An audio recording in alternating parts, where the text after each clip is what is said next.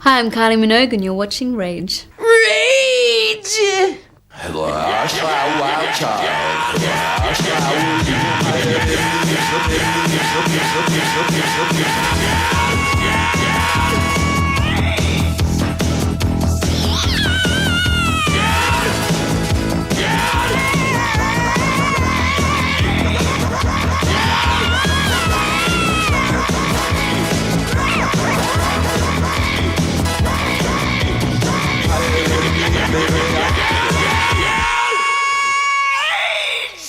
I came up with the title Rage Till You Puke.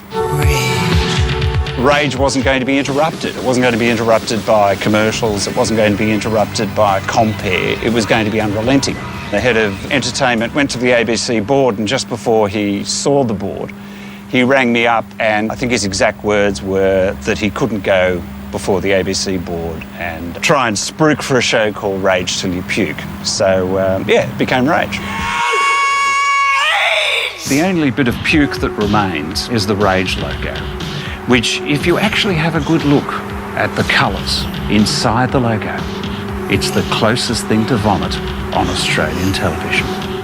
I wanted some titles that were going to be annoying.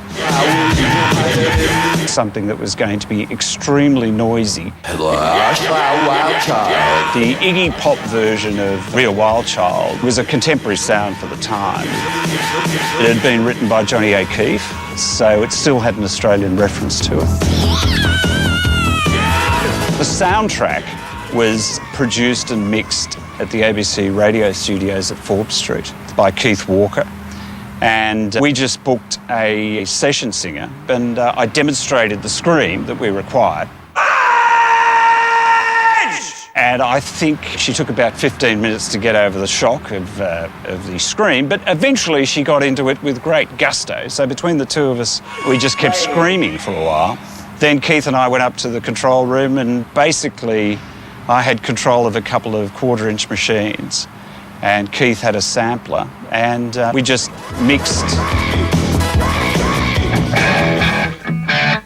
I started the specials on Rage, following in Mark's philosophy of raging till you puke.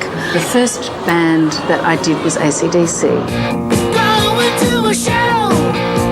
And on Monday morning, I realised that we're on a winner because I had people ringing up and asking for it to be repeated. The heavy rock audience was, I think, being ignored, on television. So then I started a slot for heavy metal at 2 or 3 in the morning on Friday night. Guest programmers. We're picking all the videos that we dig and playing them tonight on Rage. We're playing videos that don't suck. I think this is a very dodgy video. We're the Cruel Sea and you're watching Rage, all right? That actually came out of a conversation that I had with a good friend. I came in the next day and had a chat to Mark. We actually, I think, started off doing specials, both the guest programmers, both on a Friday and a Saturday night. Rage. If you're into music in country areas, Rage provided a vehicle for the more independent, cutting-edge music to get out to that audience that otherwise wouldn't have had access to that music. Now, there's two ways you can do Rage. You can go Rage, or you can go Rage! Play that backwards. That's the sound. You ready? Set. Hi, wait. Hi. Michael Franti from Spearhead. We got funky beats to rock you in your head. We got my man here, radio. You're tuned into the Rage Show. Rage. We're here to party with you. All night long. So strap in.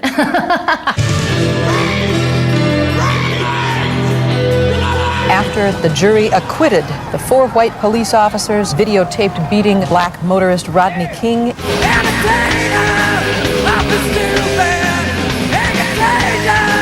The $1.3 million payout to Michael and Lindy Chamberlain should mark the final chapter. Rage.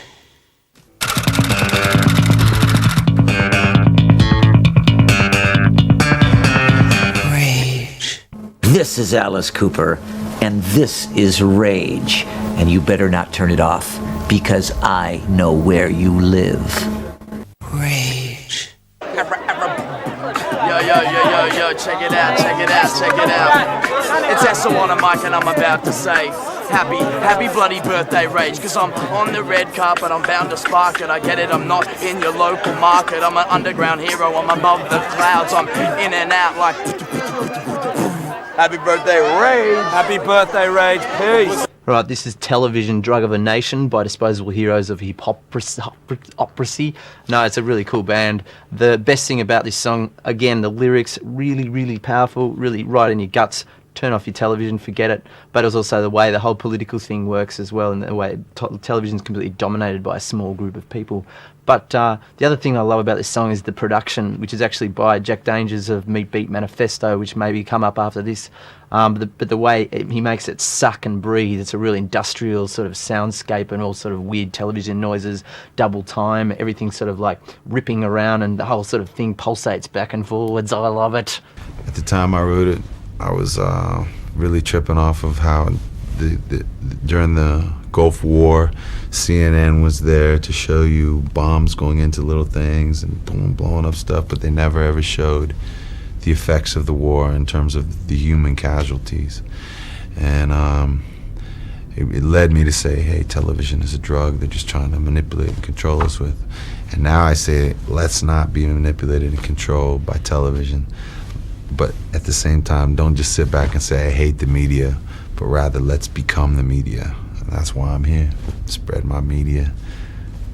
Television, the drug of the nation. Peace. Rage! Rage! All right, this next song is by a band called Rage Against the Machine. And it's called Killing in the Name of. I don't know anything about this video. I haven't seen it for 10 years, but I know it's great. Jesus Built My Hot Rod. Yeah, those guys like going insane, right? Yeah. It's like Gibby's up there bouncing around. Yeah, and don't they go like wang dang a dang a dang a dang a ding dang dang ding dang ding. That's like a great collaboration, folks, and probably one that can only be made again in Detox at some time in the near future. There was nothing like seeing Gibby chase a moth around on the stage, lost in a daze in the middle of the day. An experience left me scarred for life. Yeah, terrifying. But anyway, I don't even think there was a moth. I think he was just running around the stage. Yeah, he was just grasping at his mind. Anyway, synapses misfires. Yeah. Anyway, Jesus Built My Hot Rod by Ministry. No.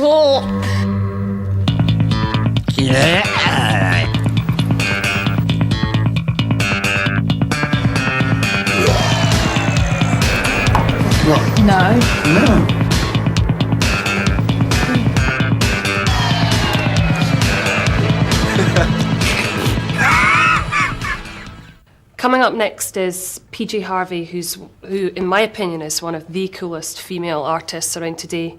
If not, forget I said female artists, let's just say artists. And this is one of our coolest tracks off, I think it was our first album. This is called Sheila and a Gig. The Cure are a wonderful band, mainly because Robert has insisted on looking like he does and being exactly what he is for years upon years, and it's a perverse insistency. And of course they're legless half the time, you know, they're out of their heads drunk most of the time, you know. Everyone thinks, my God, they're so artistic and all that. They're the lads. I mean, it's a Jack the Lads band. And by this insistency of being himself, but it's not his consistency in his music because it constantly changes. George Bernard Shaw said consistency is the last refuge of the unimaginative, and Robert Smith is one of the most imaginative men. And they are so, what I love is that they're so huge. They're easily as big as U2, but people don't realise that. Like, they sell out like mega concerts everywhere. And again, it's with video, which is so full of rubbish, you know, and its iconography and its imagery, time and again, they come up with the wildest ideas, which work very well. They're a great band.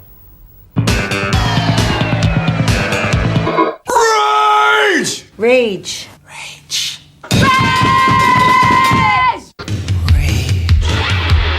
So we have the booty shaking that I promised for you.